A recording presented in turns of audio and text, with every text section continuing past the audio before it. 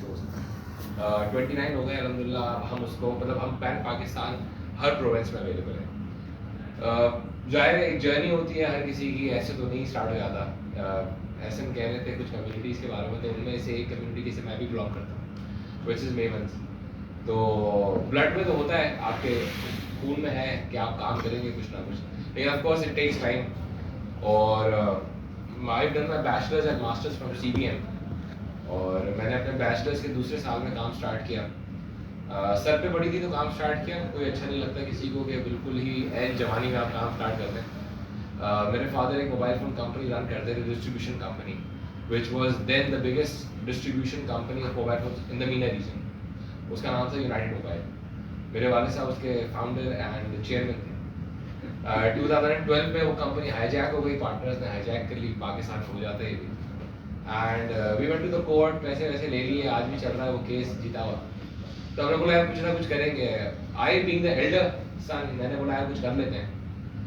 Phones और something, मैंने जैसे बचपन से लोग खिलौने देखते हैं ऐसे मैंने फोन्स देखे, क्योंकि मेरे फादर जो है पाकिस्तान के पहले आदमी थे, उन्होंने मोबाइल फ़ोन का काम स्टार्ट किया बैक इन 1990।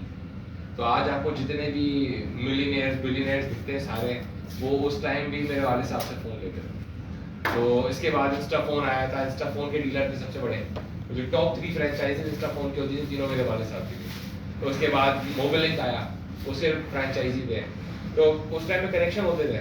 तो फ़ोन और कनेक्शन एक साथ बेचने वाले इकलौते आदमी थे पाकिस्तान में जो ये करते थे। जो आज आपको इम्तियाज़ स्टोर दिखता है, तो ये इम्तियाज़ साहब और उनकी वाइफ जो थी, वो दोनों जो है वो सेलमैन उस वक्त तो करते थे, खुद ही गले में बैठते थे। तो उस टाइम पे भी मेरे वालिद साहब उनको जो है वो मोबाइल कार्ड्स होते थे उस टाइम, तो कनेक्शन के तो वो सप्लाई करते थे। तो उस टाइम से वो काम करते रहे। हमने भी वही चीज़ देखी, उनकी स्ट्रगल देखी है। यूज्ड टू वर्क इन यामा, तो दाऊद यामा होती थी उस टाइम पे।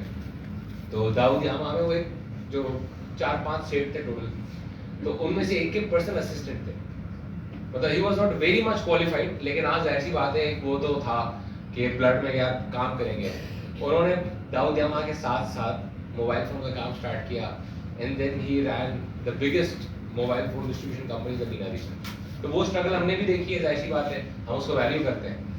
तो हमने बोला हम भी कुछ कर लेंगे, ट्राई करेंगे। तो वी स्टार्टेड विद फोन। हमने बोला मोबाइल फ़ोन डिस्ट्रीब्यूशन वगैरह कुछ हल्का फुल्का करते हैं, क्योंकि मोबाइल फ़ोन डिस्ट्रीब्यूशन के लिए पैसे बहुत चाहिए, प्लस एक मेंटालिटी चाहिए कि आपको मार्केट में बैठना है, सदर में बैठना है, होलसेल करनी है। जिन लोगों से आप डील कर रहे हैं, शायद उस टाइम पे उस एज ब्रैकेट में मेरा उनसे कैलिबर नहीं मैच हो पा रहा था, क्योंकि मैं CBM में पढ़ा था, वो ज़्यादा बर्गर थी, और यहाँ पे बिल्कुल ही आपको जो है वो देसी करना पड़ेगा। जिनसे आप डील कर रहे हैं वो गुटखा खा के आ रहे हैं आपके पास, तो बात के ऐसे करते हैं। प्रॉब्लम ये भी हमारा वहाँ पे, तो बात इस तरह करते हैं कि आप उसे बात ही नहीं कर पाएंगे। तो हमने बोला डिस्कनेक्ट बहुत बड़ा है, तो हमने बोला why not start something fancy, कुछ फैंसी ले आते हैं इसमें ही मोबाइल फोन डिस्ट्रीब्यूशन इन चीज़ों में। तो आज तो बहुत सारे लोग ई कॉमर्स की बात करते हैं। मैं 2009 से ई कॉमर्स बायर हूँ। मैं दुनिया के सारे बड़े ऑनलाइन स्टोर से खरीदता था। उस टाइम भी पाकिस्तान में ऑनलाइन था ही उस टाइम पे, तो ऑनलाइन बाहर से खरीदते थे। तो I used to purchase from Flipkart India, सूप होता था उस टाइम पे, लजाडा, अमेजोन की भी अलग अलग जगह, ईबे से मैं खरीदता था। मैंने एक सर्विस लेकर रखी थी, आज भी है वो, RMX शॉप एंड शिप। मैं दुनिया से कुछ भी खरीदता था, वो RMX जो है मेरे घर पे कराची में पहुंचा देता था। तो मैं ई कॉमर्स बायर था। फिर 2009 में मैं अमेजोन का सेलर बना, जिसकी आज एक तहरीक है कि हम अमेजोन में सेलर बनेंगे। तो मेरे पास उस टाइम से अमेजोन का .com का अकाउंट है, सेलर अकाउंट। तो ई कॉमर्स में देख रहा था बहुत क्लोजली। फिर मैंने जब बोला यार ई कॉमर्स करना है, तो मैंने यार चलो मैं फ्लिपकार्ट का सेलर बना, मैं अली एक्सप्रेस का सेलर बना, मैं लजाडा का सेलर बना, अमेजोन का सेलर बना। मैंने जितने डोमेन्स जहाँ जहाँ जो जो चीज़ें हो सकती थी मैंने उनको स्टडी किया, क्योंकि मैं उनके अगर बैकएंड्स को स्टडी करूंगा तो मैं कोई अच्छी चीज़ बना सकूंगा। तो मैंने बोला यार मैं सेलर भी बन गया, उन सबके एफिलिएट मॉडल भी मैंने साइन अप किए, मैं उनका सबका एफिलिएट भी बन गया, मैं उनका बायर तो था। तो जो मैं ई कॉमर्स इंटरनेशनली देख रहा था, फिर मैंने यहाँ पे पाकिस्तान में देखा। उस टाइम पे 2-3 प्लेयर्स होते थे, आई वोंट नेम देम, ठीक है। और 2-3 जो प्लेयर्स थे मैंने उनको देखा, क्योंकि मैं उनको प्रोडक्ट सप्लाई कर रहा था। मैंने मोबाइल फोन हल्का फुल्का होलसेल स्टार्ट कर दिया। मतलब यार मैं इनको जो सप्लाई कर रहा हूँ ये अलग मखलूक है अल्लाह की, और जिनसे मैं खरीदता हूँ और जो मैं इंटरनेशनल एक्सपोजर लेके बैठा हूँ वो दुनिया का अलग काम कर रहे हैं। और सबसे बड़ा डिस्कनेक्ट दोनों में ये था कि हमारे यहाँ लोग थे वो दुकानें चला रहे थे, ये खरीद लो, ये खरीद लो, ये खरीद लो, मैक्सिमम कोई मार्केटिंग नहीं हो रही, कुछ भी नहीं हो रहा। इंटरनेशनली वो ब्रांड्स चला रहे थे, वो कंपनियां चला रहे थे। तो वो जो हमें दिखा कि यार स्पेस से पेनिट्रेशन स्पेस, तो हम बोला व्हाई नॉट हम इसमें स्टेप इन करते हैं। जाहिर है पैसे खर्च होते हैं ई कॉमर्स में, ऐसे हम इसको बात को एग्री करेंगे कि ई कॉमर्स मार्केट प्लेस को टिका के पैसे चाहिए आपको कुछ लिए।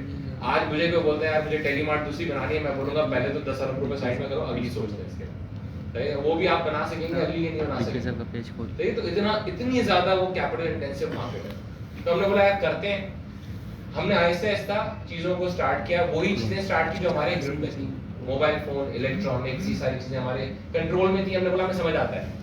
अब मैं उस टाइम पे जो प्लेयर्स थे उनको अगर एक चीज़ 12,000 की सप्लाई कर रहा हूँ, मैं दराज का सबसे बड़ा वेंडर भी था, केमो का सबसे बड़ा वेंडर था, होम शॉपिंग, सिम्बायोस, ये जितने ऑनलाइन स्टोर थे उन सबका सबसे बड़ा वेंडर मैं था। उनको मोबाइल फोन, टैबलेट्स मैं देता था। तो मैंने जब इनको मैं एक चीज़ 12,000 की देता हूँ, 13,000 की बेचते हैं, मैं 12,000 की वेबसाइट पे बेच देता हूँ। तो हमने वहाँ पे उनके, क्योंकि इतनी छोटी सी ऑडियंस थी ई कॉमर्स की, टारगेट जब कस्टमर ही नहीं है, तो हमने क्या बोला इन्हीं के कस्टमर्स काटने पड़ेंगे हमें पहले तो, उसके बाद हम मार्केटिंग करके नए कस्टमर्स को ऑनबोर्ड लाएंगे।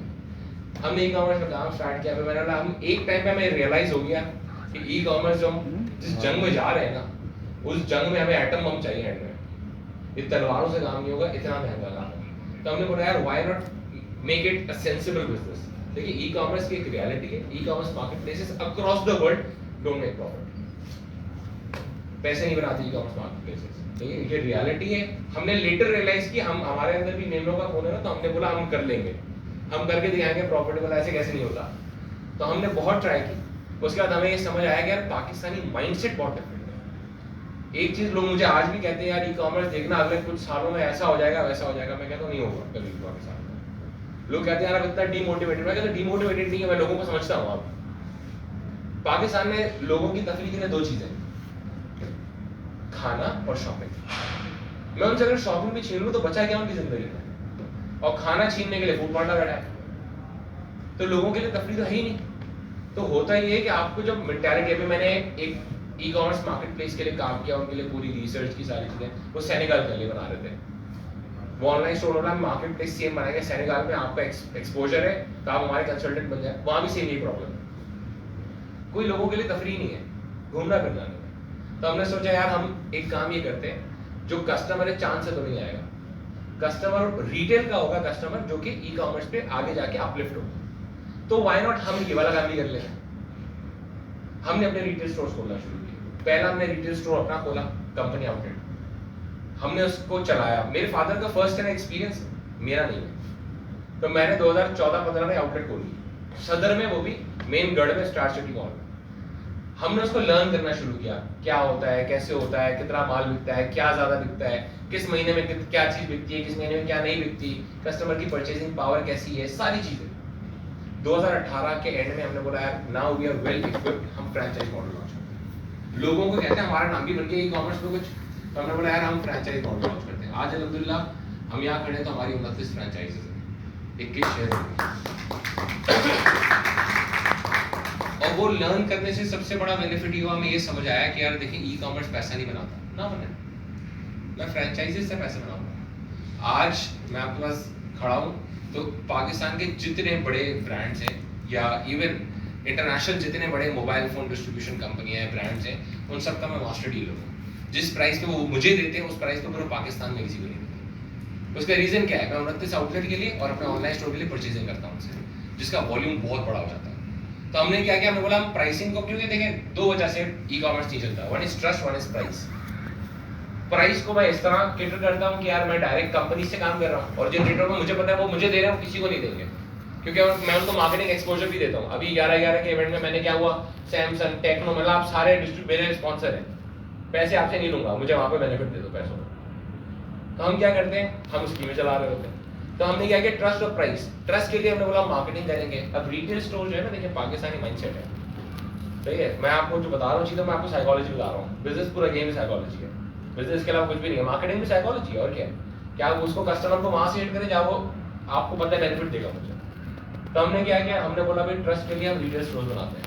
अब आपके लिए अब खाड़ी है, खाड़ी अगर एक ऑनलाइन स्टोर की तरह लॉन्च करता कभी इतना बड़ा नहीं हो सकता था। आप उस पर ट्रस्ट ही नहीं करते एज अ ब्रांड, उसकी गुडविल ही नहीं होती, रिटेल की गुडविल होती है। क्या आपको पता है यार ये भंड मारेगा ना, मैं इसको जाके गिरबान से पकड़ लूंगा इसके आउटलेट में। तो उसको क्या है, यहाँ ज़हनी सुकून है कि मैं कुछ भी किसी से कर ही सकता हूँ। प्लस वो आपको ट्रीट करता है ब्रांड्स की लीग में। ऑनलाइन स्टोर तो घर से भी बन जाता है, आप मुझे बैठे बैठे यहाँ मैं आपको फोन से आधे घंटे के अंदर एक शॉपिफाई स्टोर ऐसा बना के दूंगा, आप सोच नहीं सकते। आधा घंटा चाहिए मुझे टोटल, तो मैं भी बना रहा हूँ, आधा डेवलपर भी उस वक्त। तो होता ये है कि चीजें ट्रांसफॉर्म होती हैं, चेंज होती हैं, और इसके बाद आपको पता होना चाहिए कि यार हम किस लोगों से डील कर रहे हैं। सबसे पहली चीज, हमारे यहाँ लोग जिस पे मार खाते हैं, तकरीबन लोग, हमारे मिनिमम लोग भी मार खाते हैं, सही है। हर तरह के जो आजकल सेठिया मेंटालिटी है ना, मैं कहता हूँ सेठिया मेंटालिटी अब फ्लश होने जा रही है। उसका रीजन है, बहुत बड़ा रीजन है, क्योंकि देखें जो जनरेशन अभी आ रही है, मेरे भी बात की जनरेशन है 30 में बात, ठीक है, तो मेरे जो बात की जनरेशन आ रही है ना, वो बहुत टेक फ्रेंडली है। उसका दिमाग यूं चेंज हो रहा होता है, उसको आप रोक नहीं सकते, सही है। अब उसमें अगर आप एक सेठिया मेंटालिटी लेके बैठ जाएं, मैं इस हिसाब से चलूंगा क्योंकि हमारे बाप दादा इस हिसाब से चलते थे, नहीं चल सकता। हमारी जिस तरह स्ट्रैटेजीज चेंज होती है, कितनी दफा यू मेक ब्लंडर्स, सही है, and we accept them publicly. हमसे हो गया, बंद हो गया, कोई मसला नहीं। मैंने सुपरमार्केट कैटेगरी लॉन्च की थी एक टाइम पे, हमने उसको बोला बंद हो गया, हमसे हमें नहीं करना चाहिए, सही है। क्यों? हमने रियलाइज नहीं किया। एक जगह हमने गलती किया कि कोरोना के टाइम पे हमने बोला यार बहुत अच्छा चल रहा है सब कुछ, सुपरमार्केट लॉन्च कर दे रहे हैं। और वहाँ गलती सबसे बड़ी क्या है हमारी, जहाँ हम सब मार करते हैं, मार खाते हैं सारे लोग, तो क्या है, हम रिसर्च नहीं करते। कारोबार का कोर रिसर्च है, तकरीबन लोग यहाँ पे मार खाते हैं। आप किसी से भी पूछे, मुझे लोग आके, मैं पहले सवाल करता हूँ लोगों से, करते हैं ना, हम ये काम करना चाहते हैं, मैं कहता हूँ बनना क्या चाहते हो बड़े होके। एंड नॉर्मली 99% मैं कहता हूँ तकरीबन 100% लोगों के पास जवाब नहीं होता, हम बनना क्या चाहते हैं। आप मुझसे पूछेंगे ना मैं क्या बनना चाहता हूँ एज ए कंपनी, मैं आपको दुनिया की 4 केस स्टडीज दूंगा कि ये 4 कंपनियां मैं ऐसा बनना चाहता हूँ। मैंने अब मेरे पास सबसे अच्छी चीज देखिए, पीछे होने का दुनिया में एक फायदा होता है। सबसे बड़ा दुनिया में पीछे होने का एक फायदा ये है कि आपको पता होता है कि मुझे करना क्या है, क्योंकि लोगों की केस स्टडीज मौजूद है, सक्सेस स्टोरीज मौजूद है, आप उसको पढ़ें, छाप दें। आपके पास इंडिया है छापने के लिए, पता नहीं हमारे यहाँ लोगों को इंडिया से कितनी नफरत है, सही है। हम इंडियन शोज देखते हैं, हम इंडियन मूवीज देखते हैं, जो जो चीजें इंडियन हमें देखनी है वो हम देखते हैं, लेकिन हम जब कारोबार की बात है घर में इनसे नहीं सीखते, नहीं सीखेंगे। जब आप गोरे से सीख सकते हैं, आप काले से सीख सकते हैं, आप नीले पीले चप्पलों से सीख सकते हैं, आप इंडिया से नहीं सीख सकते। मैं तो बहुत ज्यादा लर्न करता हूँ। मैं अगर मेरे ऑनलाइन स्टोर के गए तो मैं कहता हूँ फ्लिपकार्ट बेंचमार्क है ऑनलाइन स्टोर के लिए दुनिया में। मैं अमेजोन को नहीं मानता, मैं फ्लिपकार्ट को मानता हूँ। आपको पता है अमेजोन इंडिया में 7 साल से, और आज भी नंबर 2 पे है, फ्लिपकार्ट नंबर 1। कोई तो कमाल कर रहा होगा ना अगला, कि दुनिया का सबसे बड़ा ऑनलाइन स्टोर आज भी उसके सामने नंबर 2 पे है, वो नंबर 1 नहीं हो पा रहा है। उसकी कितनी मेहनत होगी। आप फ्लिपकार्ट की वेबसाइट देखें, ऐप देखें, स्टैंडर्ड मानता हूं मैं उसको। आप अभी अगर आपको समझ रहा हो ना मैं क्यों कह रहा हूं, आप लैपटॉप खोलिएगा या फोन खोलिएगा, अमेजोन की एप्लीकेशन और फ्लिपकार्ट की एप्लीकेशन खोल के कंपेयर कीजिएगा। As a user, as a tech guy नहीं, एज ए यूजर आप कंपेयर कीजिएगा, आपको अच्छा क्या लगेगा, आपको फ्लिपकार्ट अच्छा लगेगा। वेबसाइट आप देखेंगे आपको फ्लिपकार्ट अच्छी लगेगी। पूरा ऑर्डर प्रोसेस करें, मैं कहता हूँ आपको अच्छा क्या लगेगा, फ्लिपकार्ट अच्छा लगेगा। और वही चीज हमें क्या, मुझे क्या फायदा देती है, मैं क्या करता हूँ, छाप देते हैं। जब एक चीज बनाई है, फ्लिपकार्ट के पास जो UI UX की टीम है उसमें 500 लोग हैं तकरीबन। वो जब 500 लोग जो हमसे ज्यादा होशियार है, हम हमेशा क्या कहते हैं, गोरा हमसे 10 साल आगे, तो कहता है 5 साल आगे।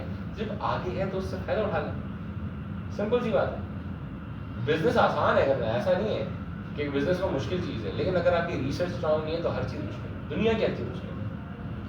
और रिसर्च मैं हमेशा ही कहता हूँ, लोग कहते हैं एंटरप्रेन्योरशिप जो है ना वो एक जंग चलती है कि पढ़ लिख के बन सकते हैं कि नहीं बन सकते हैं, कभी भी नहीं बन सकता पढ़ लिख के। सारे लोग एक ही किताब पढ़ के आ रहे हैं। बिजनेस का तो गेम ये डेली ऐसा चैलेंज आता है ना कि आप सोच रहे होते हैं कि ऐसी बॉल आई है, मिड विकेट खेलनी है, मुझे डक करना है, उसको मारना है, क्या करना है मुझे। Plus in a country like Pakistan we do face challenges. Customer mindset इतना खतरनाक है, इतना खतरनाक है। और तकरीबन कस्टमर पाकिस्तान का B2C बिजनेस अगर आप कर रहे हैं, तकरीबन कस्टमर डाउन है, सब आते लड़ने डायरेक्ट, मैं आपको यूं कर दूंगा, मैं वो कर दूंगा। मेरे ऑफिस में लिटरली गन लेके स्टेप इन करते हैं लोग, गन लेके स्टेप इन कर जाएंगे, मेरा ऑर्डर लेट हो गया, ये मेरा ऑर्डर खराब निकला है, अब क्या करेंगे। टेक प्रोडक्ट है, खराब निकल सकता है, मेरे 2 आईफोन खराब निकले हैं, मैं तो नहीं गया एप्पल स्टोर पे गन लेके।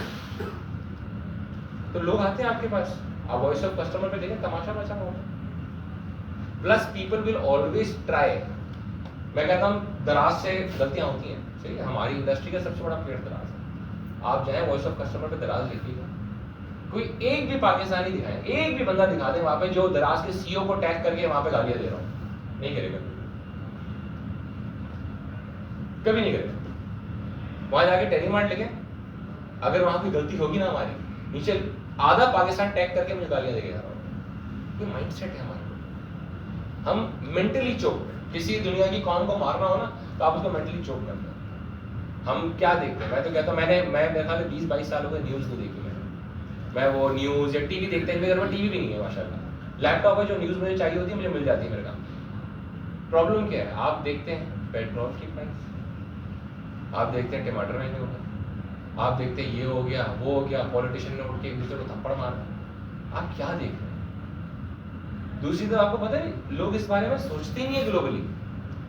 इंडिया में भी बुराइयां हैं, ऐसा थोड़ी है, दुनिया के हर मुल्क में होती है। आपको क्या लगता है अमेरिका बहुत अच्छा है? मेरा आधा खानदान अमेरिका में रहता है, वहां पे भी इतनी ही चोरी चकारी, शायद ज्यादा हो सकती, कम नहीं हो सकती। बोला आते हैं दिन दिहाड़े, कल आएगा लूट के ले जाएगा पूरा स्टोर, इंश्योर्ड होते हैं बस, ये बेनिफिट है। और वहां पे दूसरी चीज क्या है, न्यूज में नहीं आता। और पता है क्यों नहीं आता? क्योंकि वहां के लोग इस चीज को देखना नहीं चाहते। हमारे यहाँ क्या आता है, जितनी फलस्तीन की वीडियोस पाकिस्तान में शेयर हो रही है इतनी दुनिया में कहीं नहीं हो रही, आपको पता है बात? क्योंकि हम मेंटली इस तरह के हो चुके हैं कि हमें ये चीज हम शेयर कर लेते हैं। मेरे सामने तो कोई वीडियो है तो मेरा तो दिल पड़ता है कि मैं कैसे करूं। I am a father of 2 daughters, I can't see like things like that. मैं नहीं देख सकता यार कि बच्चे वो ऐसे हैं हालात में। लोग देख रहे हैं, लोग शेयर कर रहे हैं, लिटरली शेयर कर रहे हैं। आप कैसे कर सकते हैं? तो मेंटली पहले तो हमें अपलिफ्ट होना पड़ेगा। पहली चीज कि आप मेंटली सारी चीजें फ्लश करें। पाकिस्तान के हालात बुरे हैं तो आप काम करें, आप अपना काम तो अच्छा करें। हमारा प्रॉब्लम क्या होता है, जैसे एसएन ने बोला ना, मेरा भी एक बिलीव है यही कि तकरीबन लोग जो गरीब रह जाते हैं ना, गरीब आप पैदा हुए सही है, वो आपके नसीब में था, गरीब आप मरे वो अब आपकी गलती। अल्लाह आपको पूरे मौके देता है, अल्लाह सबका है। देखिए जो बंदा मेहनत करता है, मैंने दुनिया में जब मेहनत जो बंदा करता है ना तो अल्लाह कहता है मुझे उससे हया आती है। तो यार आप मेहनत करेंगे, मैंने तो कोई मेहनती आदमी कभी भी ऐसा नहीं देखा जो सक्सेसफुल हो। अब आपका कोई भी रिलीजन हो, कोई भी कास्ट हो, आप कैसी भी दिखते हो, अल्लाह इन चीजों से परे। अल्लाह आपको सिर्फ ये देख रहा है आपने मेहनत की, आपको सिला मिल जाएगा, फिर आपका रिलीजन बाकी सारी चीजें आपको इस जिंदगी के बाद फायदा देंगी। हमारे यहाँ लोग ये नहीं सोचते। हमारे यहाँ लोग दुआ करते हैं कि अल्लाह मुझे कामयाब कर दे, बस थोड़ी सिर्फ कामयाब कर। मेहनत इतनी, मैं तो हम तो आज भी, मैं ऑफिस से आया हूँ, हमारे सैटरडेज आज भी ऑन होते हैं, हम तो संडे को भी काम कर लेते हैं। हम तो कभी नहीं सोचते कि यार ये काम बुरी चीज है।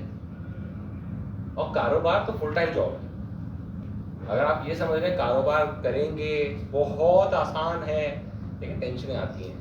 हमारे पे बड़े बड़े केसेस हो जाते हैं, कंज्यूमर कोर्ट के केसेस हो रहे हैं, एफआईई का केस बना दिया एक ने हमारे ऊपर। आप सोचें, मैं आपको एक कमाल का वाकया सुनाता हूँ।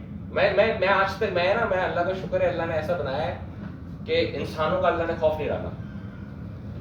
सही है, अल्लाह ने बड़ा ये करम किया हमारे ऊपर कि हम इंसानों से नहीं डरते, हम अल्लाह से डरते हैं। सही, क्योंकि हमें एक चीज पे ईमान है कि इज्जत जिल्लत दोनों अल्लाह के हाथ में, और जब तक अल्लाह ना चाहे कोई आपको नुकसान नहीं बना सकता। अब हुआ ये कि एक कस्टमर ने कोई कंप्लेन कर दी होगी, किसी दोस्त यार को बोला उसने।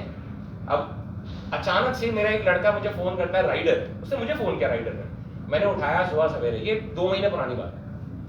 कह रहे सर मीजान बैंक में हूँ, अकाउंट डेबिट लॉक हो गया। बोला डेबिट लॉक कैसे हो गया, क्या हुआ? क्या कोई केस का बड़ा कुछ नहीं चल रहा यार, डेबिट लॉक कैसे हो गया? तो प्राइवेट लिमिटेड कंपनी है मेरी, ऐसे तो होता भी नहीं कुछ, सारी कंप्लायंस पूरी होती है। मेरी कंपनी 100% टैक्स देती है, मैं ईओबीआई वीओबीआई सारी चीजें देता हूँ पूरी। मतलब मेरे यहाँ पे जो चाय भी बना रहा है उसका भी ईओबीआई भर रहा हूँ मैं। हम इस तरह के, और वो भी अपनी जेब से भरते हैं, उनकी जेब से नहीं भरते कि पार्शियल वो दे दे। हम ऐसे हैं कि हमारी कंप्लायंस इतनी स्ट्रांग है। मुझे बोला डेबिट लॉक हो गया। मैंने बोला ब्रांच मैनेजर के पास जाओ, मेरी बात कराओ। उससे मैंने बात की, कह रहा सर एफआईए साइबर क्राइम है, उसने ईमेल की है और बोला डेबिट लॉक लगा। बोला ईमेल का स्नैपशॉट मुझे चाहिए, नहीं दे सकते पिक्चर ये दो, फोन से मुझे भी दे दो। उसने मुझे दिया, उसमें उसका नाम नंबर सारी चीजें मौजूद थी। ये दिन था जुम्मे का। मैं आधे से ज्यादा लॉयर, सही, मैं काला कोट इत्तेफाक से पहन के गया, मैं पूरा लॉयर हूँ, मैं सारे लीगल ड्राफ्ट खुद लिखता हूँ। इतने देख लिए केस के बारे तो हम कर लेते हैं। मैंने उसको अर्जेंट, पहले उसको कॉल की, उस बंदे ने फोन नहीं उठाया, कोई रब नवाज। मैंने उसको फोन किया, उसने नहीं उठाया। सही है। फिर मैंने उसका पूरा एक राइटअप बना के, ड्राफ्ट बना के 12 बजे सुबह मैंने कोरियर बुलाकर उसको शिप कर दिया। मुझे पता है कि उसको मिलेगा मंडे को, और मुझे ये भी पता है अगले 3 दिन मेरा अकाउंट बंद है, फ्रीज है, डेबिट लॉक है। उस अकाउंट में 5 मिलियन थे पड़े, सही है। अब हम इंतजार कर रहे हैं, हमने बोला खुलेगा खुलेगा, वो उसने फोन नहीं उठाया मेरा। मैंने उसको मैसेज भी ड्राफ्ट कर दिया कि ये सिनेरियो है और इस तरह है, और मैं चाह रहा हूँ कि आप इसको रिस्पॉन्ड करें मुझे। अब मंडे को मैंने उसको सुबह वापस कॉल की, सही है। अब उसने बोला था डेबिट लॉक लगा दो, जो जो डिटेल्स हैं ओनर की वो भेज दो हमें, और फाइनेंस जो बैंक स्टेटमेंट है वो भेज दो। मैंने ब्रांच मैनेजर को भेजा, बोला सब भेज दो, क्या टेंशन है, मुझे क्या टेंशन है, वैसे तो सब डिक्लेयर्ड है। मंडे को मैंने उसको सुबह 10 बजे फोन किया, बंदे ने उठा लिया। मैंने घर में भी नहीं बताया मेरे फादर को या किसी को, खामखा में कोई क्यों टेंशन ले, बोला यार देख लेंगे इसको। मैंने उसको सुबह मंडे को फोन किया तो वो कह रहा है जी सर कैसे है इससे, मतलब आपको मैंने मैसेज किया था और आपको मेरा रिटर्न जवाब भी मिल ही गया होगा। तो कह रहे जी बिल्कुल मिल गया था। तो मतलब इशू क्या है? कह रहे सर वो एक किसी कस्टमर ने बोला फाइनेंशियल फ्रॉड में है, तो उसके कोई रिफंड है और इसलिए हमने अकाउंट ब्लॉक कर दिया। मतलब यार मैं आपको एक चीज बताता हूँ कमाल की। कह रहे क्या? मतलब देखिए FIA का जो कानून है ना, मैं आपको वो बताता हूँ। FIA का कानून ये कि if someone comes to you FIA और वो कहते हैं यार ये मेरा इशू है, तो पहली चीज तो वेरिफिकेशन होती है। आप उससे अंडरटेकिंग में लेते हैं सारी चीजें कि वाकई तुम सही कह रहे हो, वो बोलता है ओके, तो आप पहली चीज मुझे नोटिस करेंगे, मुझे आप नोटिस भेजेंगे। आप कम से कम 8 से 10 नोटिस मुझे भेजेंगे, सही, जिसमें आप मुझे आगे एक हफ्ते का टाइम फ्रेम दे रहे होंगे कि यार आप रिस्पॉन्ड करें। इफ इन केस मैं रिस्पॉन्ड नहीं कर रहा 8-10 नोटिस के बाद, 2-3 महीने का टाइम आप ट्रैक करेंगे, उसके बाद आप वन साइडेड कार्रवाई कर सकते हैं, जिसमें आप क्या करेंगे, आप मेरे बैंक अकाउंट में ये अमाउंट डिडक्ट कर सकते हैं। तो मैंने बोला यार ये मुझे सिर्फ सिनेरियो समझाते हैं, मुझे बस इतना समझना है, इतने बड़े कानून को स्किप करके आपने डायरेक्ट मेरा अकाउंट फ्रीज किया है, तो ये कौन सा आपका दोस्त है जिसने आपको ये बात कही है? मेरी टोन लिटरली यही, मतलब कौन सा आपका दोस्त है जिसने आपको बोला था कि ये कर दो और ईमेल करते हैं और हम उनको छेड़ देते हैं और डेबिट लॉक लगा देते हैं। मतलब मैं तो आपके हाईएफ्स को लिखने वाला हूं आज। ये तो अच्छा हुआ आपने मेरा फोन उठा लिया, वरना तो आपके हाईएफ्स को लिख रहा था और मैंने उसको 4 नाम भी गिनाए जानबूझ के। मतलब मैं तो इन सारे लोगों के लिए आज मेरे ड्राफ्ट रेडी थे, मैं तो इसी तरह हूँ भाई, मैं थोड़ी इंतजार करूंगा। मतलब आपका 10 मिनट है, अगर आप मेरा अकाउंट खोल सकते हैं तो खोल दें, अगर आप नहीं खोलेंगे तो मैं इंशाल्लाह पूरी कार्रवाई करूंगा। आपने ऐसा धरती पे शख्स नहीं देखा होगा जो आपसे इतना लड़ेगा।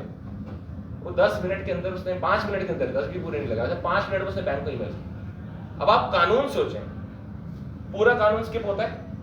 एक बंदा जिसका दिल हुआ वो गया दोस्त के पास, बोला यार मुझे कर देना, रोक देना, 5 मिलियन का अकाउंट। बोला मैं कह रहा यार वो आप फाइनेंशियल फ्रॉड में, उसने बोला मेरे 2 लाख रुपए का रिफंड है, सही है। उसने ऑर्डर किया, कब उसने रिफंड चला है? कह रहे 1 हफ्ता हुआ है। तो मैंने बोला यार मैं 8 से 10 दिन तो वर्किंग है, मेरी वेबसाइट पे जाके देखो। मतलब ये किसी के कहने पे आप भरोसा करते हैं तो उसने बाजवा साहब, मतलब बाजवा साहब का फ्रंट मैन हूं मैं, हवाले का काम करता हूं, उनके ले जाओ बाजवा साहब को पकड़ ले जाओ, उनके अकाउंट भी बंद कर दो। मैंने कहा है ना आपको। बोले यार ये कौन सी साइंस है, किसी के कहने पे ये कौन सी वो है पाकिस्तान में। तो उस टाइम में पहली दफा जिंदगी में डिसाइड हुआ कि मतलब एक तो FIA साइबर क्राइम जिसकी वैसी कोई वैल्यू नहीं होती, उसके बाद साइबर क्राइम भी गुजरांवाला जिसकी और कोई वैल्यू नहीं होती, और गुजरांवाला में एक बिल्कुल बेसिक तरीन इंसान उसकी एक ईमेल पे बैंक मेरा अकाउंट फ्रीज कर देता है। एक बंदा कंप्लेन करता है कि 3000 रुपए का प्रोडक्ट है, लेट में लाए तो मुझे 1.5 लाख रुपए चाहिए। अब उसने कंज्यूमर कोर्ट में केस कर दिया और वो एडमिट हो जाता है। उस 3,000 रुपए के लिए मैं 60,000 रुपए का वकील लगता हूं जो डिफेंड करता है, और वो केस चल रहा है। और वो कहते हैं कंज्यूमर कोर्ट वाले कि आपका बंदा भेजे यहाँ पे, आपकी तरफ से पार्टी भी तो होना चाहिए कोई बंदा। तो हमें किसी के हाथ पैर जोड़ने पड़ते हैं कि प्लीज वहां चले जाओ यार, केस हमारी वजह से, हमारी तरफ से जाके वहां प्रेजेंट तो हो जाओ। क्योंकि मैं हर पेशी पे अगर जाऊंगा फ्लाइट करा के, सेंस नहीं बनाता। तो हर तरह के इश्यूज आते हैं बिजनेस में, but then again you should be strong enough. आप बोले हाँ मैं कर लूंगा, क्या हो गया। बिजनेस का कमाल ये होता है, ये जो आपको दिखते हैं ना सिलेक्टेड लोग सक्सेसफुल है। मुझे लोग कहते हैं यार ये धंधा नहीं करना चाहिए था आपको, जिस धंधे में हो ना B2C, और जितनी आप गंदे में पड़े हुए हो पूरा दिन, सुबह दोपहर शाम रात, बाल तो उड़ गए, सही है, नींदें भी उड़ जाती होंगी। तो मैं कहता हूँ 3 साल के बाद जो ना इंसान इन सारी चीजों से ऊपर निकल जाता है, आप भूल जाते हैं चीजें। और हमें लोग कहते हैं कि यार आपकी कंप्लेन आई थी, वॉइस ऑफ कस्टमर पे हमने देखा महीने की 2-3 कंप्लेन है। मैं कहता हूँ कितना 1000 ऑर्डर में फुलफिल करता हूँ, 2-3 कंप्लेन क्या होती है। और फिर जब मैं कहता हूँ बिजनेस का एक उसूल जो हमारा बना हुआ है वो इस्लामिक प्रिंसिपल है, सही है। मेरी फैमिली अल्लाह का शुक्र है काफी रिलीजियस, सही है। मेरी वालदा आलमा है, सही है, अपना मदरसा भी चलाती है दिमाग से, और सब चैरिटी पे चलता है, सही है, सारा चैरिटी पे चल रहा है, सब फ्री है, लोग आलमा बन रही हैं, हाफजा बन रही हैं, और कितने 100 बच्चे साल के माशाल्लाह वहां से फारिग होते हैं। मेरा एक कोर प्रिंसिपल ये है कारोबार का, जो अपने लिए पसंद करते हैं अपने भाई के लिए पसंद। मेरा वेंडर भी मेरा भाई है, मेरा कस्टमर भी मेरा भाई है, मेरा कोरियर भी मेरा भाई है, मेरा गेटवे भी मेरा भाई है, पेमेंट गेटवे।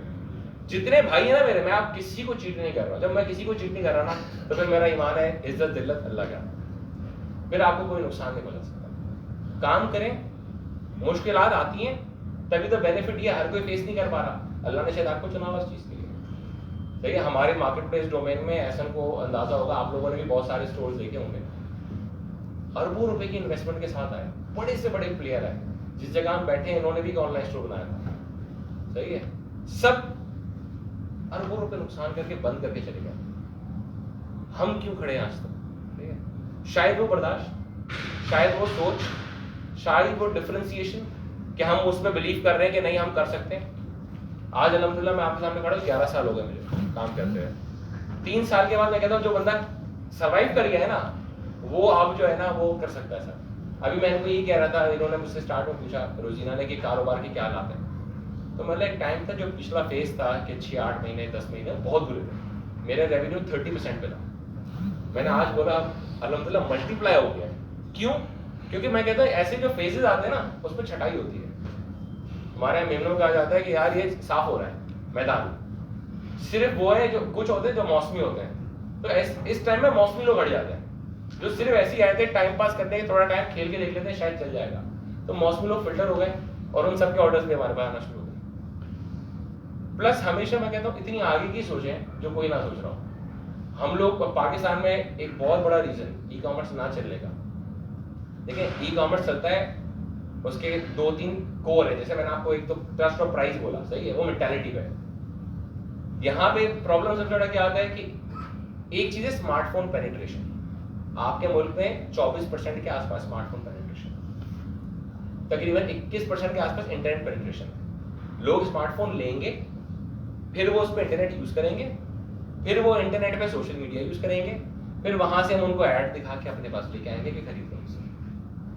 स्टार्ट की जो 2 चीजें हम मिस कर रहे हैं कि स्मार्टफोन नहीं है लोगों के हाथ, इसके बाद इंटरनेट नहीं है लोगों के पास। मैं यहाँ बैठा हूँ, यहाँ पे इंटरनेट नहीं चल रहा मेरा, कराची शहर के बीचों बीच बैठा हुआ मैं, यहाँ पे टेलीफोन का इंटरनेट नहीं चल रहा, कोई कैसे ऑनलाइन शॉपिंग करेगा?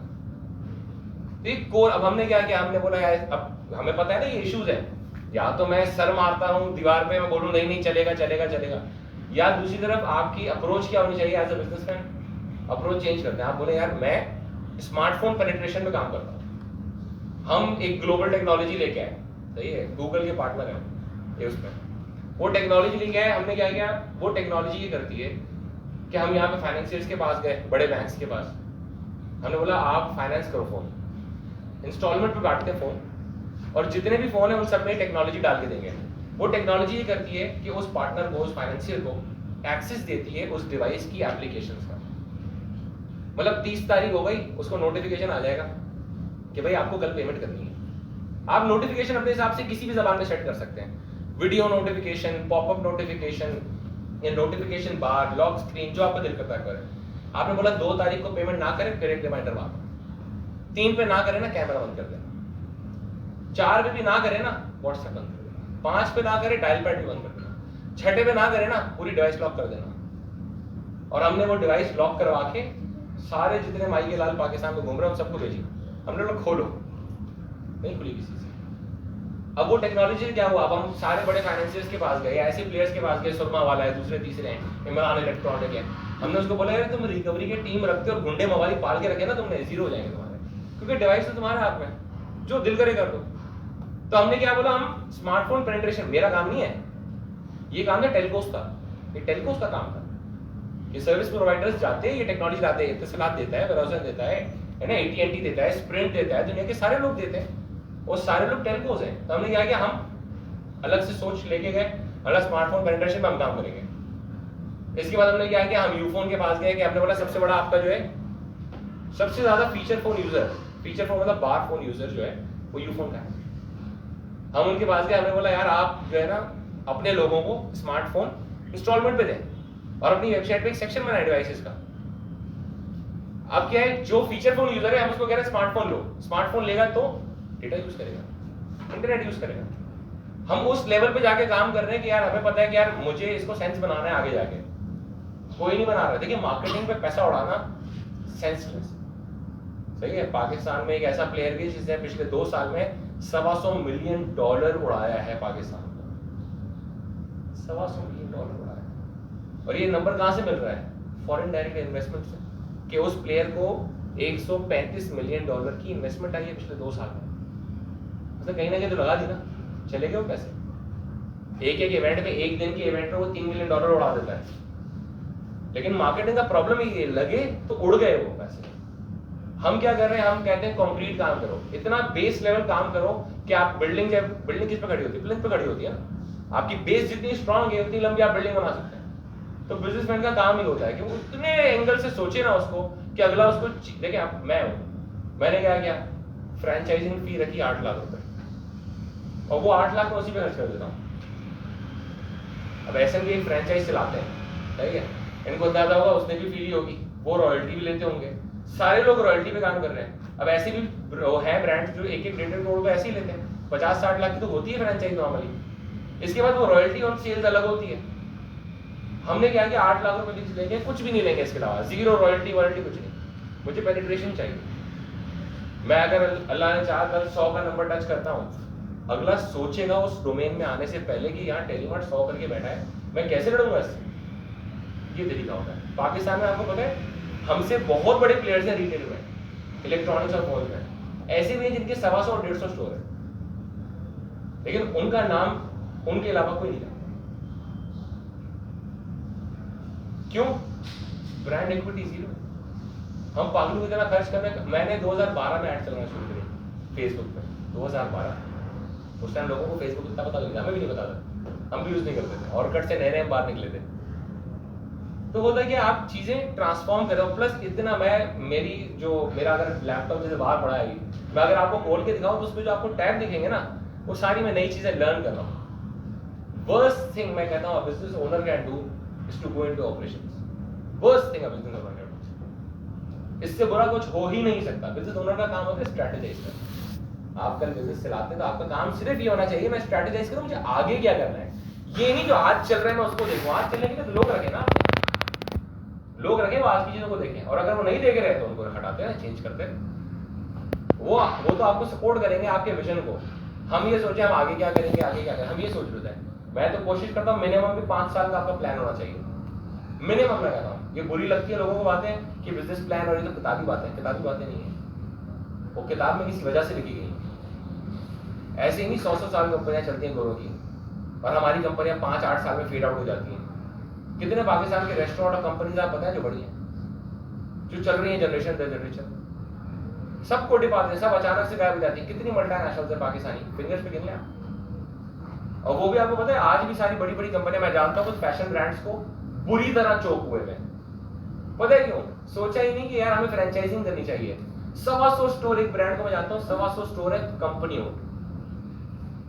सब मैं कंपनी ओन 3 स्टोर नहीं चला सकता, मैं आपको ये बताऊँ। उससे 125 बनाए हुए अलग अलग शहरों में, हर जगह। दुबई में भी खोली आउटलेट है। आप कैसे करेंगे काम?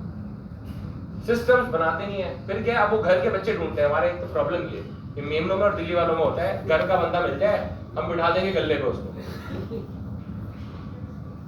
जितना आपको घर के लोग नुकसान देंगे ना, मैं तो दुआ करता हूँ लिटरली, हमारे तो हम घरों में दुआएं करते हैं कि अल्लाह कभी जानने वालों से रोज ही ना। मेरे सबसे ज्यादा नुकसान देने वाले आज तक मेरे चाचा के बेटे, ताया के बेटे, खाला के बेटे, उन सब ने सबसे ज्यादा नुकसान दिया। तो जहां मैंने उनकी जगह प्रोफेशनल लोग रखे ना, 4 पैसे ज्यादा लिए ना उन्होंने, तो मसला नहीं, काम तो किया। तो इस मेंटालिटी से निकल जाए, कोई आपका सगा नहीं है, टेक्नोलॉजी आपकी सगी है, और आपका दिमाग और आप अपने सगे। इसके अलावा दुनिया में कोई किसी का सगा नहीं है। आप, मैं कहता हूँ टेक्नोलॉजी पे भरोसा करें। हमारे लोग टेक्नोलॉजी पे स्पेंडिंग नहीं करना चाहते, इतनी बुराई है टेक्नोलॉजी पे। मेरी आपको पता है, मेरी कोई अगर टेक्नोलॉजी देखे ना तो मैं कहता हूँ उसको मजा आ जाए, वहां निकलेगा उसका मुंह से। पाकिस्तान में 2-4 प्लेयर्स हैं टोटल जिनकी अपनी कस्टम टेक्नोलॉजी है। हम PHP लारावेल पे बनाए, हमने जो दुनिया बनाई है ना, मैं कहता हूँ दुनिया है, वो टेक्नोलॉजी नहीं है। हम ऐसे खेलते हैं टेक्नोलॉजी से, और पाकिस्तान में लोग शॉपिफाई से बाहर नहीं आ रहे। तो होता है कि आपकी सोच जो है ना, वो टेक्नोलॉजी आपको रोकती है। मैंने वीजा के साथ कैंपेन किया थी रिसेंटली, वो क्यों कर सका मैं? क्योंकि मेरी टेक्नोलॉजी अपनी। हम कितनी चीजें कर पाते हैं क्योंकि टेक्नोलॉजी अपनी होती है, हम बना लेते हैं उसको। पूरे इतने बड़े बड़े डैशबोर्ड बना के उनको दे देते हैं, वो भी परेशान हो जाते हैं, कॉस्ट है उसकी, लेकिन वो आपको स्केलेबिलिटी में नहीं रोकती। आप हर वो चीज करें, मैं कहता हूँ जो आपको कह रहा हूँ 5-10 साल, वो इसलिए कि 5-10 साल का आपको पता होता है कि यार मैं इतना स्केल करना है, तो मुझे हर चीज उसके हिसाब से चाहिए, मुझे फंड भी उसके हिसाब से चाहिए, मुझे टेक्नोलॉजी भी उतने उसी हिसाब से चाहिए, मुझे वर्कफोर्स भी ऐसी चाहिए जो मुझे उस स्केलेबिलिटी में मेरे लिए कहीं चोकिंग पॉइंट ना, बॉटल लाइन ना बन जाए। तो हमेशा ये हिसाब से बिजनेस करना आसान है, लेकिन अगर आपकी सोच बड़ी प्लस बर्दाश्त, बिजनेस का कोर है बर्दाश्त। और B2C बिजनेस पेनफुल है, B2B बहुत अच्छा बिजनेस है। मेरे पास आज कुछ इंटरव्यूज चल रहे थे, सुबह से कुछ 2-3 पोजीशंस के लिए बड़ी, तो लोग कह रहे हैं हम रिटेल छोड़ना चाहते हैं। वो रिटेल के भी कुछ लड़के थे, बोला रिटेल छोड़ना चाहते हैं, ई-कॉमर्स आगे दुनिया है। तो पागल हो, रिटेल दुनिया है, रिटेल का एक बच्चा है ई-कॉमर्स। पाकिस्तान में 99% रिटेल होती है, 99%। हम जैसे 4 और बेवकूफ भी आ जाएंगे ना, तो शायद कुछ सालों बाद वो 4, 5, 8, 10% हो जाएगी। 10% क्रॉस नहीं कर सकता पाकिस्तान। चाइना जैसी मार्केट है, 21% टच किया है, सबसे मैक्सिमम अगर कभी टच किया है चाइना ने ई कॉमर्स। वो भी मैं आपको नवंबर का फिगर दे रहा हूँ, चाहे 11 लेवल होती है। 21% चाइना से बड़ी मार्केट है आपकी पाकिस्तान, तो वहां नहीं टच हो पा रहा। यूएई इंटरनेट पेनिट्रेशन की वजह से यूएई इतना ऊपर चला गया पाकिस्तान से। यूएई का $40 बिलियन ऊपर का ई कॉमर्स का टर्नओवर है। पाकिस्तान में तो आज तक नंबर ही गिन रहे हैं कि 3 है, 4 है कि 6 है। और पाकिस्तान की पॉपुलेशन क्या है? 25 करोड़ तो डॉक्यूमेंटेड है हम लोग, और यूएई की पॉपुलेशन क्या है? 1 करोड़ भी पूरी। कराची में गुलशन और जौहर मिला ले तो उतना दुबई है, पूरा यूएई है। लेकिन क्या चीज उनको बेनिफिट दे रही है? उनकी सोच, उनका काम करने का तरीका। वहां वही पाकिस्तानी, इंडियन, बांग्लादेशी खरीद रहे हैं ई कॉमर्स पे, यहां नहीं खरीद रहे। तो बिजनेस गेम है सोच का। आप सोच चेंज करें अपनी, आप दुनिया के हर चीज कर सकते हैं। आप बोलेंगे पावर, मैं आपके यहाँ बैठा हूँ ना, अभी मैं 2-4 दिन बाद एक और इवेंट पे जा रहा हूँ। दिसंबर के पहले 3 दिन मैं इस्लामाबाद में होऊंगा, तो मैं नहीं भी बैठा तो भी काम चल रहा है ना कंपनी में। ये होना चाहिए। अगर सेठ बैठा है और काम चल रहा है तो क्या ही कमाल किया आपने। वो तो लोग आपको देख के काम कर रहे हैं। कमाल तो ये होता है काम चलता रहे और सिस्टम आपको बताता रहे कि कहाँ सही हुई चीज, कहाँ खराब हुई चीज।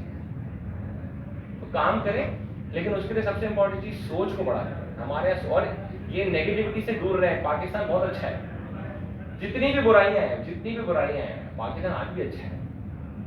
जो लोग बाहर से अगर होके आए हैं, मैं कह रहा हूँ ना, आधा खानदान रहता है वहां पे।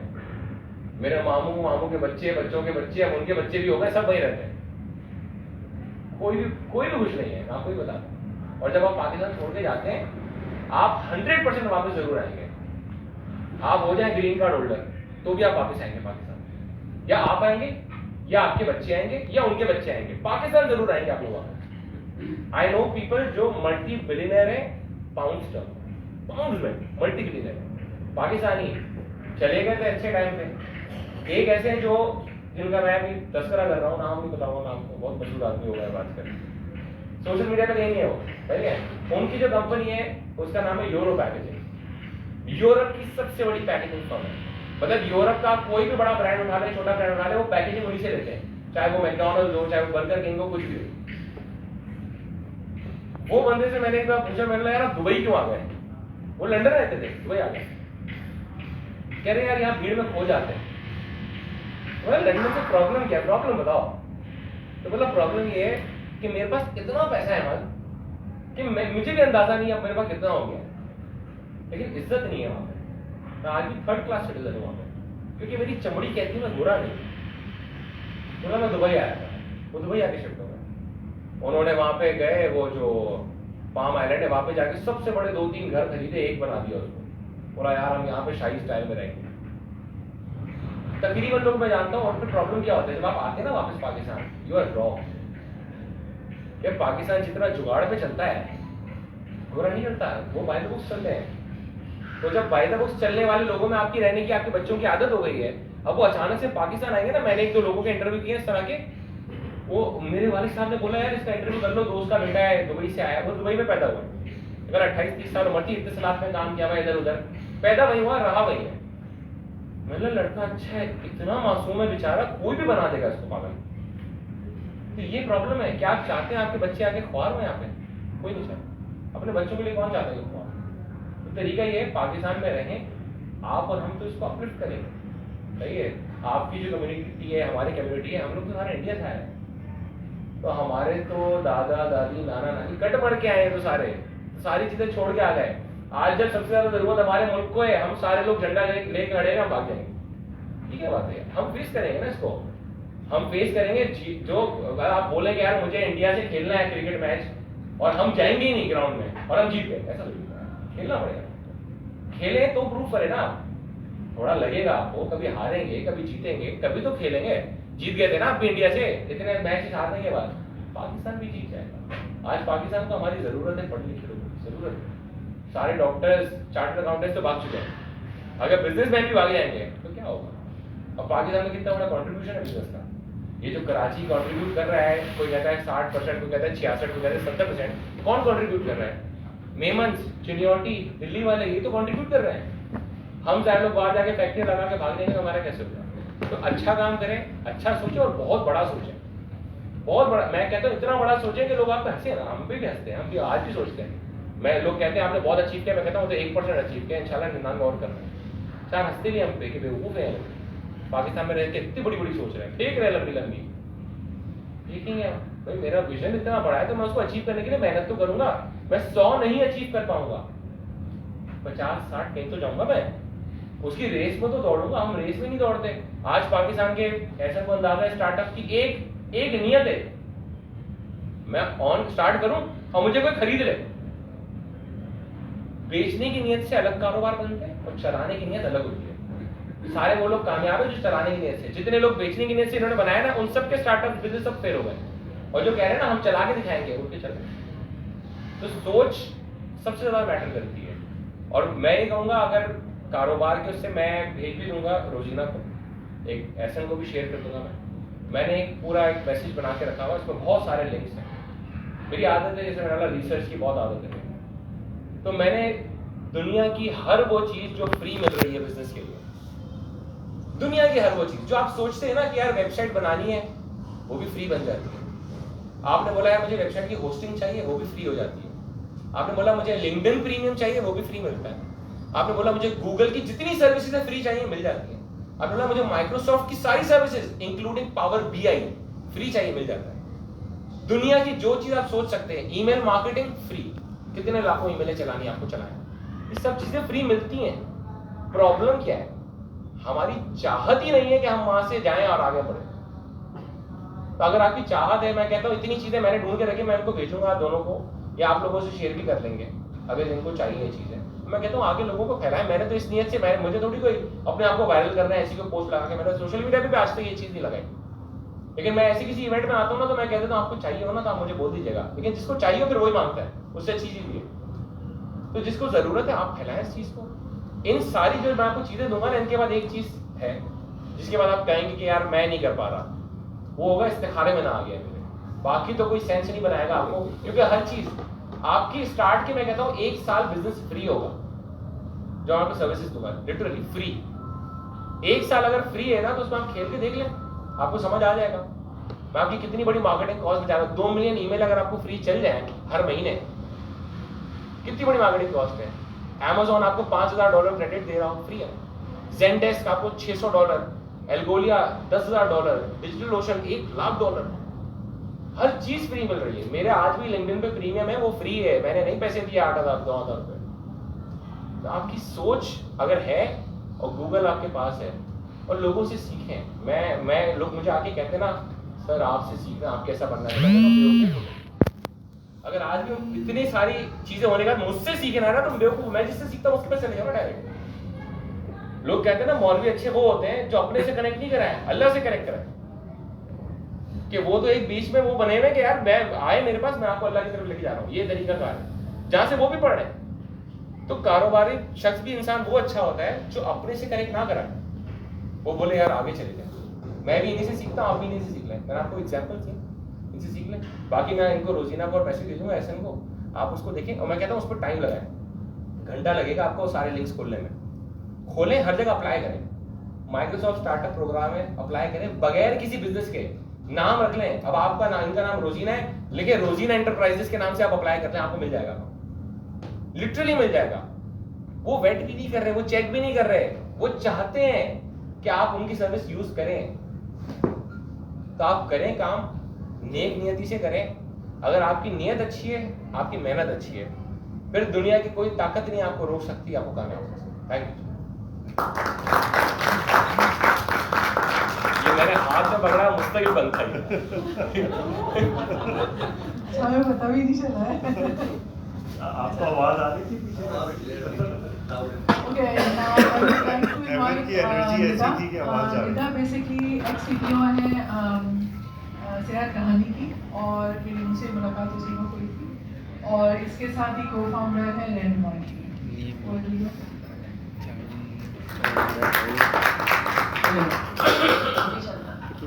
अस्सलाम वालेकुम एवरीवन।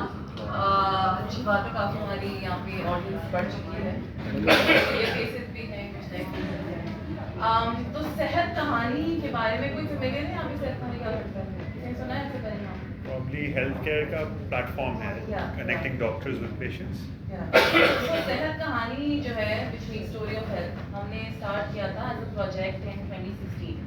एक उस टाइम पे हमें एक रियलाइज़ हुआ, दो बड़ा मेजर एक इश्यूज हैं जो हमारे फाउंडर्स हैं डॉक्टर सारा, डॉक्टर पर उन्होंने फेस किया था कि पाकिस्तान में जो हेल्थ केयर की जब बात करते हैं तो 50% ऑफ आर आबादी which is around 120 million now, उनके पास हेल्थ केयर का एक्सेस नहीं है। यानी उनके पास कोई भी, जब वो मेडिकल किसी भी फैसिलिटी के लिए जाएँ तो उनके पास या तो उन्हें कोएक्स मिलेंगे, यानी जाली डॉक्टर मिलेंगे, या अगर वो खवातीन है तो उनको मर्दों में चेकअप कराना पड़ेगा। और अगर उनकी ये दोनों अवेलेबल नहीं है तो आखिर में जाके जब उनकी मेडिकल कंडीशन बहुत ही ख़राब हो जाएगी, तब जाके वो किसी बड़े अस्पताल में जाएंगे, आगा खान में, ज़ियाउद्दीन में, जिना में, और फिर जाके उनका ट्रीटमेंट होगा। लेकिन तब तक उनकी प्रॉब्लम बहुत हद तक ख़राब हो चुकी है। दूसरा बड़ा मसला ये था कि जो यहाँ पे जो गैप है कि डॉक्टर्स को पेशेंट से डॉक्टर्स नहीं मिलते, उसका रीज़न क्या है? उसका रीज़न ये है कि जब हमारी ग्रेजुएशन होती है मेडिकल स्कूल से तो 70% जो होती है खवातीन, बट जब प्रैक्टिस की बारी आती है तो उसमें there only 23% who end up practising. Only 23% doctors out of the 70% of the medical graduates come back into the workforce, which means कि हर 1000 पेशेंट्स के लिए सिर्फ 0.6-0.7 डॉक्टर्स अवेलेबल है, which is a very sad number. इसका मतलब ये है कि जो आपका हेल्थ केयर एक्सेस का गैप है वो तो बढ़ता ही जाएगा, क्योंकि वो जो खवातीन हैं जो प्रैक्टिस नहीं करवा रही, उनके लिए कोई अपॉर्चुनिटीज अवेलेबल की है आपने? कोई नई इस तरह के प्लेटफॉर्म बनाए कि वो आके प्रैक्टिस कर सकें, उन पेशेंट्स तक पहुंच सकें जिनके पास एक्सेस नहीं है। तो हमने क्लिनिक स्टार्ट की 2016 में, प्रोजेक्ट उस टाइम पे सेहत कहानी के नाम पे नहीं था। एंड उस क्लिनिक के अंदर हमने एक 2 रूम स्पेस ली, वहाँ से हमने क्लिनिक एक नर्स को वहाँ से हमने पिक किया उस कम्युनिटी से, एंड ये थी मॉडल कॉलोनी क्लिनिक। एंड हमने जो है एक ग्रांट के अंदर इसको भरा कि हमें ये प्रोजेक्ट इस तरह का चलाना है कि हम उस क्लिनिक के अंदर एक नर्स को बिठाएंगे और डॉक्टर घर पे कहीं भी बैठी हुई हो, तो उस टाइम पे हमारे पास डॉक्टर थी, क्वेटा में थी वो, डॉक्टर कहीं बैठी हो उनको हम ऑनलाइन वीडियो कंसल्टेशन के थ्रू कनेक्ट कर देंगे, और फिर पेशेंट को डॉक्टर मिल जाएगी, डॉक्टर को पेशेंट मिल जाएगा, और नर्स की रोजी हो जाएगी। जब हमने वो स्टार्ट किया तो हमने वो ग्रांट पे किया था, सर्विस फ्री थी। वो क्लिनिक फेल हो गई, और क्लिनिक का फेल होने का रीज़न क्या था? उसका रीज़न ये था कि सबसे पहला तो पेशेंट ने आके बोला ये जो ऑनलाइन बैठी हुई है ये है कौन? हमारी वीडियो तो नहीं रिकॉर्ड हो रही थी, और हमारे लिए तो ये जो नर्स बैठी हुई थी, जो उस कम्युनिटी की नर्स है वही डॉक्टर थी, तो यहाँ पे दूसरा बंदा कौन लेकर आए थे? तो उसका तो फेथ ही नहीं डेवलप हुआ उसके अंदर। दूसरी बात ये कि अगर आप पैसे नहीं लेंगे पेशेंट से तो जब ग्रांट खत्म हो जाएगी तो वो क्लिनिक चलेगी कैसे? क्योंकि ज़रूरी तो ये है ना कि ग्रांट का देखें, ग्रांट चलती है 6 महीने 1 साल, उसके बाद अगर उस क्लिनिक को आपने चलाते रहना है उस कम्युनिटी के लिए, क्योंकि आपका तो पर्पस ये है ना कि उस मोहल्ले के जितने भी लोग हैं उनके पास मेडिकल सोल्यूशन, मेडिकल फैसिलिटी का एक्सेस हो सके। अब अगर ग्रांट खत्म, पैसे खत्म, तो नर्स कैसे कमाएगी, ठीक है, डॉक्टर को पैसे कैसे देंगे, तो दैट फेल। बट उस टाइम पे हमें रियलाइज हुआ कि हमें अपने थोड़ा एक बिजनेस मॉडल को चेंज करना पड़ेगा। हमें कम्युनिटीज ऐसी उठानी पड़ेगी जहाँ पे पेशेंट अगर 1000 ना दे सके तो एटलीस्ट 50-100 रुपये तो दे सके, ठीक है, वहाँ पे नेटवर्क एक्सेसिबिलिटी अच्छी हो। और उसके अलावा वहाँ पे जो कम्युनिटी है उसमें हमें एक्स्ट्रा एफर्ट्स डालने पड़ेंगे मार्केटिंग के हवाले से। और वो मार्केटिंग सोशल मीडिया वाली नहीं होगी, वो मार्केटिंग ये होगी कि हम वहाँ की जो भी एल्डर्स हैं, एल्डर्स यानी जो वहाँ के मस्जिद के जो लोग होते हैं, वहाँ की कम्युनिटी में जो इस तरह की खवातीन हैं जिनकी बड़ी इज्जत की जाती है, जो बड़े बुजुर्ग होते हैं लोअर तबके की कम्युनिटीज़ में, उनको इन्वॉल्व करें, उनको उनका ट्रस्ट हम लोग गेन करें, उनसे हम ये अपनी सर्विस बेचें ताकि वो मैसेज आगे पहुँचा सकें। जो बात आई थी अर्लियर की हुई थी कि जब बीच वाली जो आपकी लेवल होती है, जब आप उनको एंगेज करते हैं तो वो नीचे से लोगों को उठा सकती है और अपना मैसेज ज़्यादा बेहतर पहुँचा सकती है। So we change the model and we said कि भाई अब जब आप क्लिनिक बनाएंगे तो आपको 50 से 100 करनी है, लेकिन पहली कंसल्टेशन आपकी फ्री हो, ठीक है, ताकि आपको एक फीलर मिले। और आप कम्युनिटी का हमारे सेशंस हम होल्ड कर रहे हैं हर हफ्ते सेशन होल्ड कर रहे हैं। आपको जो भी सवाल, अगर आपको लग रहा है कि आपकी वीडियो रिकॉर्ड हो रही है, आपको लग रहा है डॉक्टर कौन है, उसकी पूरी आपको डिटेल बता सकते हैं कि अच्छा डॉक्टर की क्या क्या उसकी स्पेशलाइजेशन क्या है, उसकी क्या क्रेडिबिलिटी क्या है। फिर आहिस्ता आहिस्ता, और जो नर्स थी ना, she was someone that is very important. जब कम्युनिटी में इस तरह कोई भी नया इनिशिएटिव खोलते हैं, आपका जो फेस होगा, क्योंकि हम तो कम्युनिटी में जाके नहीं बैठेंगे ना, जो शख्स हमें रिप्रेजेंट कर रहा है उसको ज़रूरी है कि एक तो उसका खुद का वो बायन हो हमारी सर्विस में, और दूसरा वो कम्युनिटी में रिस्पेक्टेड बहुत हो। जब वो कम्युनिटी में रिस्पेक्टेड होगा तो लोग उसकी बात सुनेंगे, जब लोग उसकी बात सुनेंगे तो वो आपकी सर्विस को भी एक्सेप्ट करेंगे। इस तरह से करते करते वो आफ्टर 6 मंथ्स हमारी क्लिनिक एक प्रॉपर बनी। फिर हमने खोली केपी में क्लिनिक खोली। तो केपी के अंदर ये था कि वहाँ पे हमने मेंटल हेल्थ सर्विस का इदारा खोला, क्योंकि वहाँ पे एक सेंटर खुला हुआ था जहाँ जो अर्थक्वेक के टाइम पे उसका हाल बड़ा ख़राब हो गया था। और वहाँ पे जो पहाड़ी के ऊपर था, ये था दादर का एरिया, वो पहाड़ी के ऊपर था, तो वहाँ पे कोई साइकोलॉजिस्ट साइकियाट्रिस्ट भी नहीं जा सकते थे। काफ़ी फेमिलियर फेसेस दिख रहे हैं मुझे ऑडियंस में। तो वहाँ पे हमने जो है अपनी दूसरी क्लिनिक खोली मेंटल हेल्थ के हवाले से। और हमने उस क्लिनिक में जहाँ पे कोई सर्विसेज कोई अवेलेबल नहीं थी, क्योंकि साइकियाट्रिस्ट साइकोलॉजिस्ट आ ही नहीं सकते थे, तो वहाँ पे हमने एक ऑनलाइन साइकियाट्रिस्ट को कनेक्ट किया जो कि स्काइप के थ्रू कंसल्टेशन देती थी वहाँ के पेशेंट्स से। अच्छा, अब ये हमने फिर 2017 में अपना इदारा इस्टेब्लिश कर लिया, हमने क्लिनिक्स खोल दी। हमने उस टाइम पे आई थिंक 2017 में अराउंड 10 से 12 क्लिनिक्स खोल ली। बट हमें रियलाइज है कि ये तो हम टारगेट कर रहे हैं रूरल कम्युनिटीज़ के लिए। जो अर्बन मार्केट है, जो पेनिट्रेशन की बात कर रहे थे अभी इस सेशन से पहले, कि हमारे इतने सारे यूज़र्स हैं जिनके पास स्मार्टफोन है, इंटरनेट एक्सेस है, बट उनके पास कोई टाइम नहीं है। यानी अगर मैं आज अपनी हेल्थ केयर की बात करूं तो मैं शायद 2 हफ्ते बाद सोचूंगी जाके कि अच्छा मुझे कोई चेकअप कराना है, कोई फला चीज़ का, जब तक मेरी सिचुएशन थोड़ी और ख़राब नहीं हो जाएगी। उससे पहले I will not go to any doctor.